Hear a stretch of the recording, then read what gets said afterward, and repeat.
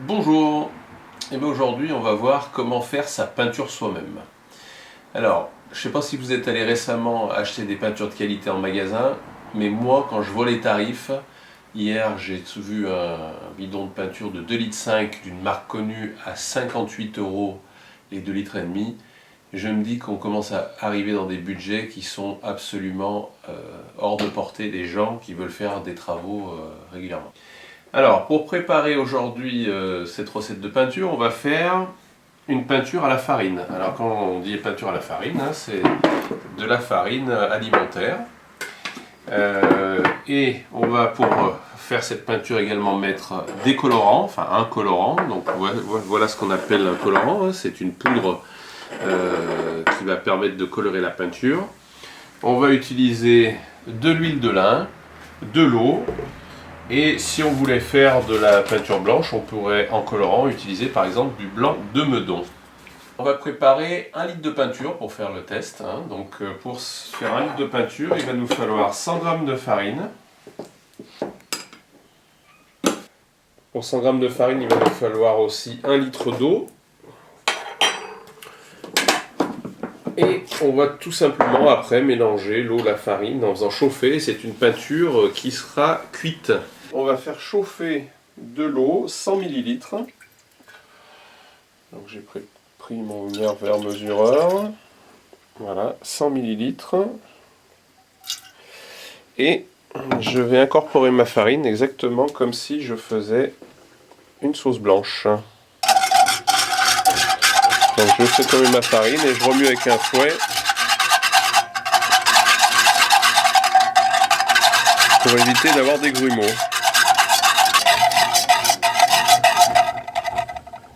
Voilà, donc je mets toute la farine, je mélange, et dès que j'ai fini de mélanger, je vais rajouter le reste de mon eau.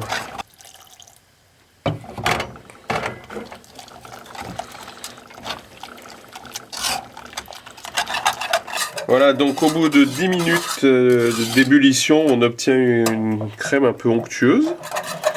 Voilà. Donc on va mettre au ralenti. On va ajouter donc le pigment.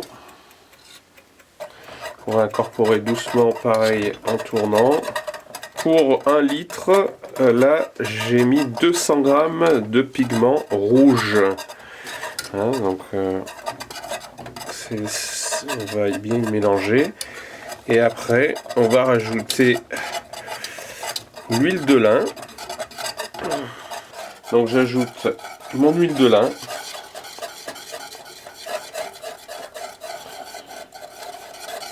Donc l'huile de lin, il y en a 10 centilitres, un dixième de litre. Et déjà, rien qu'à l'odeur, déjà, moi qui suis relativement allergique aux peintures, je peux vous garantir que ça n'a rien à voir. Alors si on fait cette même peinture pour l'extérieur, par exemple pour protéger du bois ou des volets, on peut rajouter un peu de sulfate de fer. Le sulfate de fer, ça se trouve dans toutes les jardineries. Ça sert à faire reverdir le gazon entre autres. Et ça sert à protéger la peinture extérieure. Alors maintenant, on voit déjà que c'est magnifique, hein, comme on voit que c'est vraiment beau. On va faire bouillir encore 20 minutes. Voilà, donc alors c'est une peinture qui est, je le redis, totalement écolo. Prix de revient ridicule, puisqu'on doit faire 1 litre à peu près pour 4 euros dans ces eaux-là. Et qui va idéalement bien pour peindre des bois. Alors, comme je l'ai dit tout à l'heure, soit extérieur si on rajoute un peu de sulfate de fer, soit intérieur, sans sulfate de fer, ce qui est meilleur à la santé. Et alors vous voyez le pouvoir courant, quoi. Hein. C'est quand même tout à fait étonnant. C'est une peinture qui se tient super bien, hein, qui couvre largement, je dirais, autant que les meilleures peintures du marché, voire plus. Hein, donc pour peu que vous peigniez un support qui est vraiment parfait, vous n'aurez même pas de couche à passer.